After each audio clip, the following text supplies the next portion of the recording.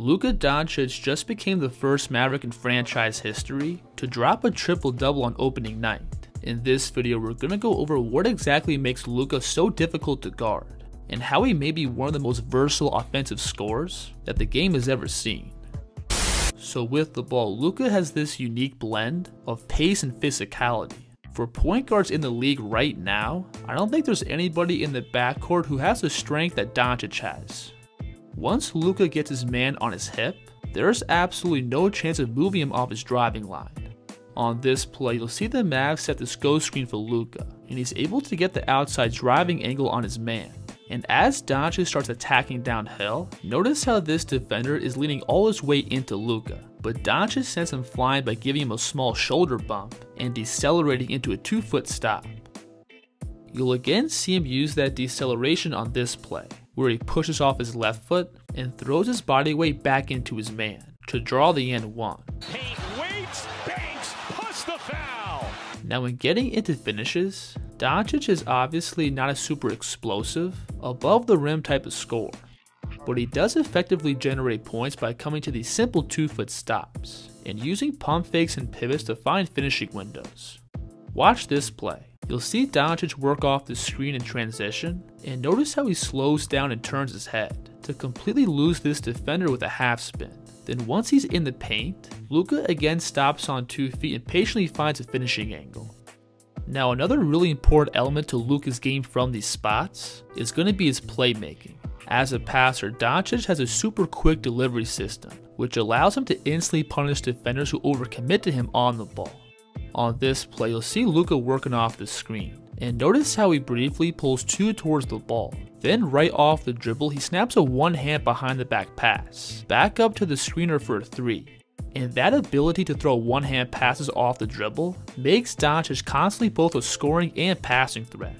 This play is a perfect example of that, where Luka turns the corner off the screen, and notice how he brings the ball up with his right hand and puts his eyes on his teammate rolling, which slightly freezes this defender in drop, causing him to be late on contesting this layup.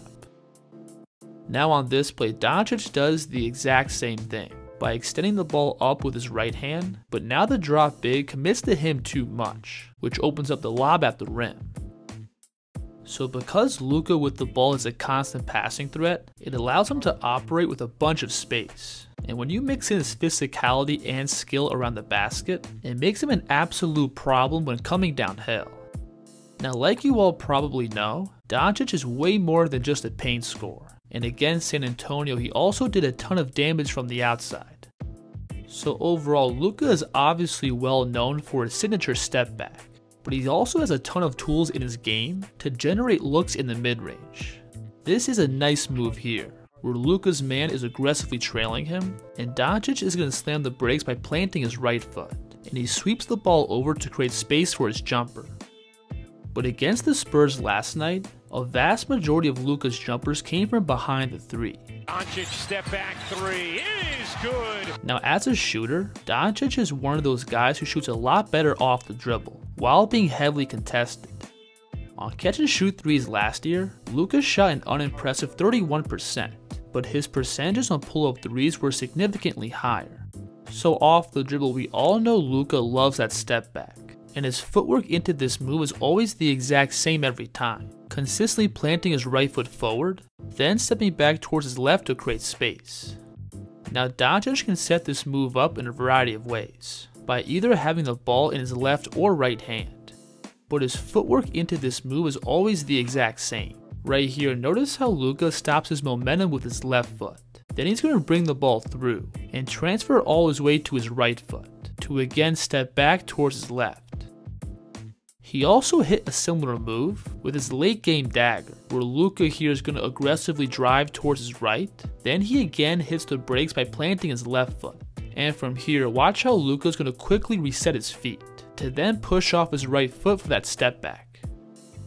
And what's really crazy is that this is a move that everybody knows is coming, but Doncic is still able to create consistent separation off it. Right here, he's matched up with Victor Wembanyama, who's one of the tallest and longest players in NBA history. But watch how Luka with just one step is able to create all this space and get a clean jumper off over him.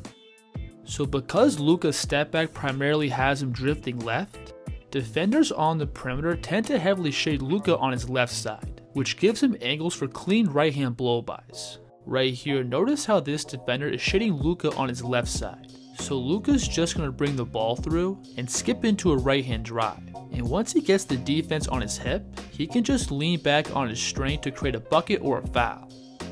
And of course, from the perimeter, Luka is still a lethal passing threat. This play here is pretty sneaky, where he's again matched up against Wembanyama, and watch how Doncic goes between and drops his shoulders, as if he's about to get into his isolation bag. But this is meant to get Victor to drop his hands, which then opens up a window for this lob pass over the top. So in opening night, Luka and the Dallas Mavericks for sure played really well, but they still have 81 games in front of them, and I'm really curious to see how this team shapes up as the season goes on. If you enjoyed the video, please like, subscribe, and let me know in the comments who the kid should break down next. The kid's here.